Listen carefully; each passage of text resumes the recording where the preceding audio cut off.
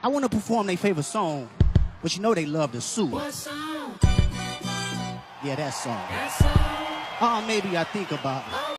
Kendrick Lamar's Super Bowl reign. Why the king still holds the crown.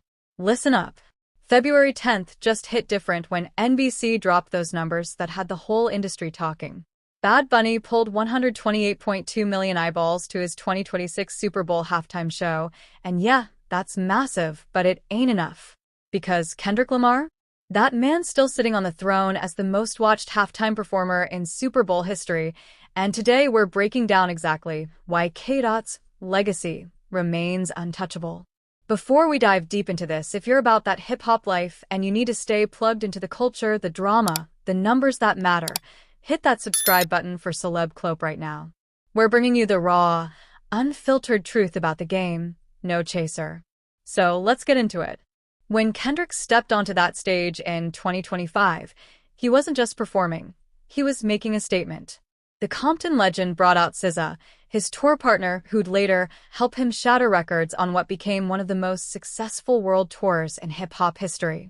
But it wasn't just about the star power. It was about the moment. It was about the message. Think about the timing. Just 1 week before that Super Bowl, Kendrick walked away from the Grammys with 5 trophies for Not Like Us, that Drake diss that had the entire culture in a chokehold. Record of the Year, Song of the Year, Best Rap Song, Best Rap Performance, Best Music Video. 5 categories. Clean sweep.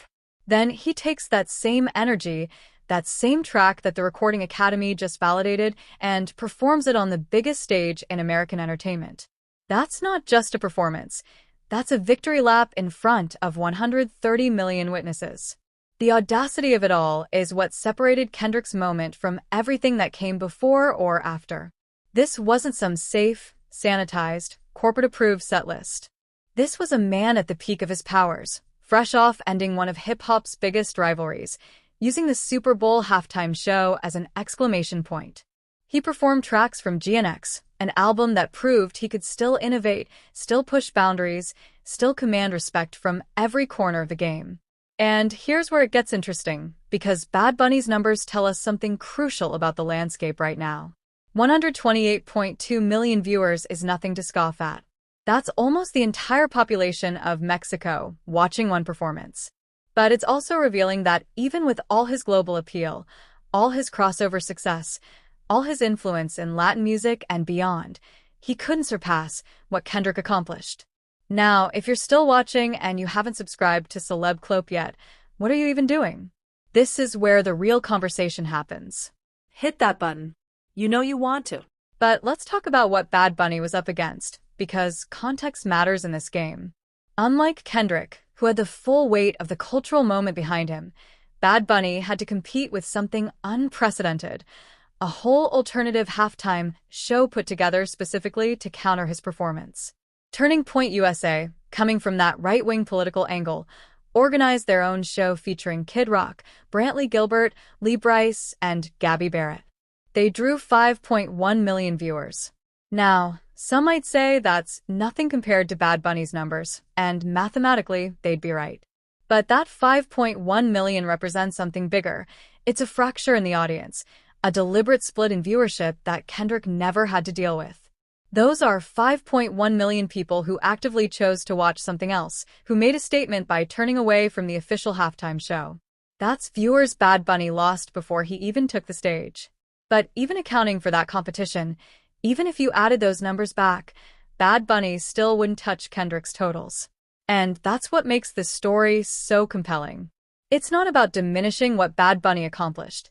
The man put on a show, represented his culture, and drew one of the largest audiences in halftime show history.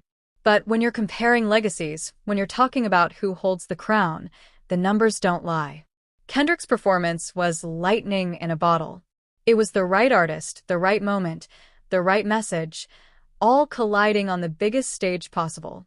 He brought the entire GNX era to mainstream America, performed a diss track that had already won Song of the Year, and did it all with SZA by his side, foreshadowing a tour that would break records and bank accounts across the globe. The cultural impact can't be measured just in viewership numbers either.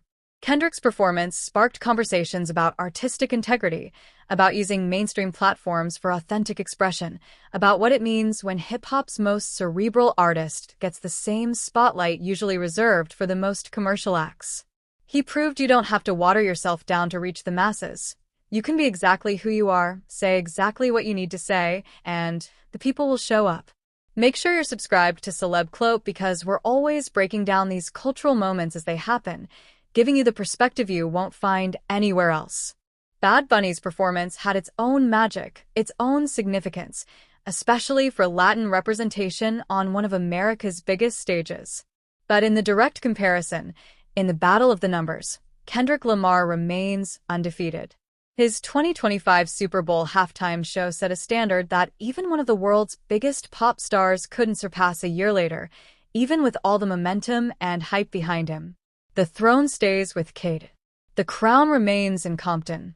And until someone comes with the perfect storm of cultural relevance, musical excellence, and impeccable timing that Kendrick brought to that stage, those viewership numbers will stand as a monument to what happens when hip-hop's elite operates at the highest level. So there it is, Kendrick Lamar still holding the record, still making history, still proving why he's considered one of the greatest to ever do it. If this breakdown hit different for you, if you're about staying informed on the real stories behind the headlines, FREAKOUT is your home. Subscribe, stay tuned, and we'll keep bringing you the truth about the culture. We out.